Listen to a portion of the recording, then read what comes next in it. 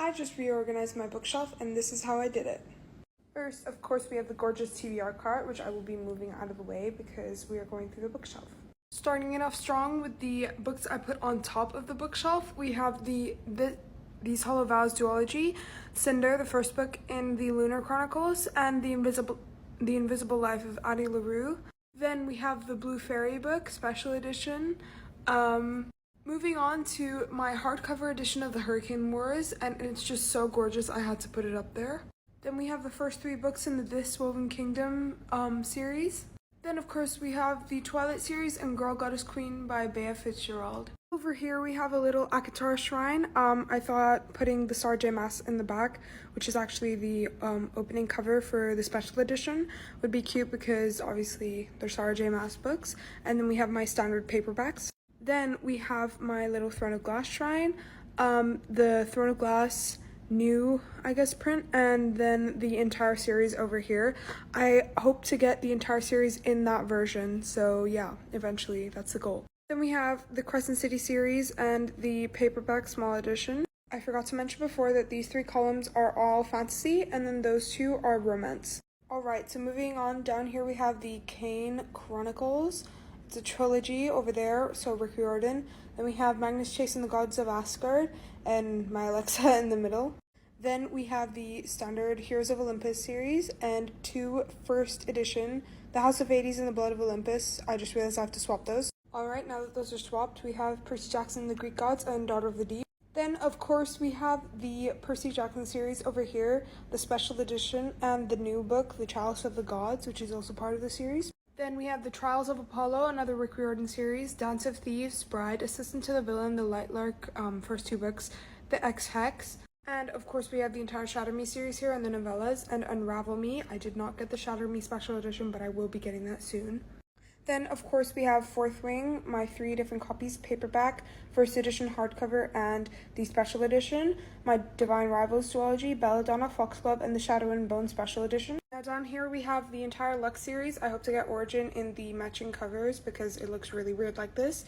And the Once Upon a Broken Heart trilogy, Powerless hardcover, Powerless paperback, and Damsel. Then of course we have the Cruel Prince special edition, the Cruel Prince trilogy, King of Elflame, The Serpent and the Wings of Night. I'm currently reading The Ashes and the Star-Cursed King. It's really good.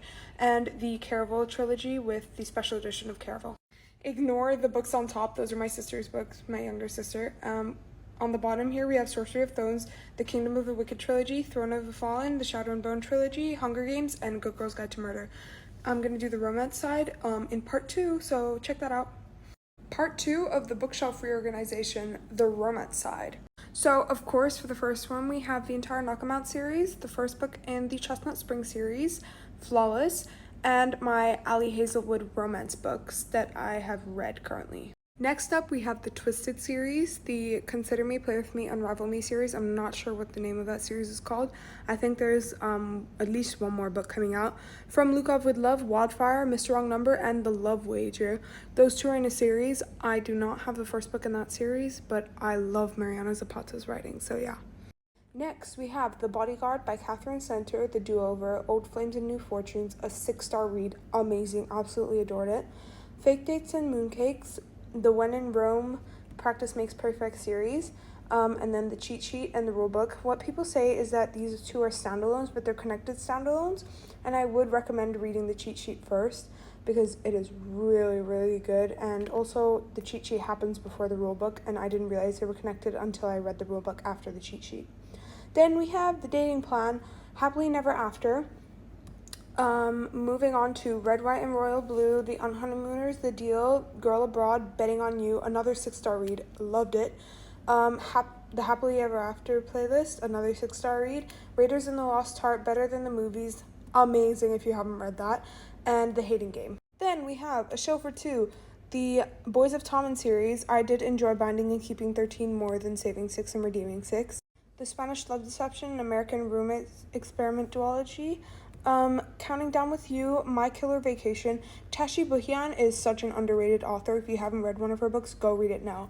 She also wrote A Show for Two. Then over here we have the Dreamland Billionaire series, the Lakefront Billionaire series, These two are connected. I would recommend reading the series before the series. The second book just came out. My Dark Romeo, My Dark Desire, When Gracie Met the Grump, another Mariana Zapata book. Adore her writing. Then we have Once Upon a Capron, The Long Game by Elena Armis. This duology, again by Sarah Adams, amazing. We have Say You Swear, Effortless With You, another 6-star read. The Stand-In, Love in Other Words, Butcher and Blackbird, and The Enemy, which is the first book in the duology as well. This is the second book in that duology. Then we have the Kings of Sin series by Anna Huang, another Lucy Score book. Absolutely adore Lucy Score's writing. This is How You Fall in Love, Love Light Farms, A Not So Meet Cute, People We Meet on Vacation, and The Duff, another 6-star read. Loved it, loved it, loved it. Do not judge it by its cover. It's so good. If you haven't watched the movie, definitely watch the movie. And also read the book because they're two pretty different plot lines as well. And that's it for the bookshelf tour. For those of you who struggle to make your bookshelves look aesthetic, same. But don't worry, trust me, with time you'll get it. Good luck!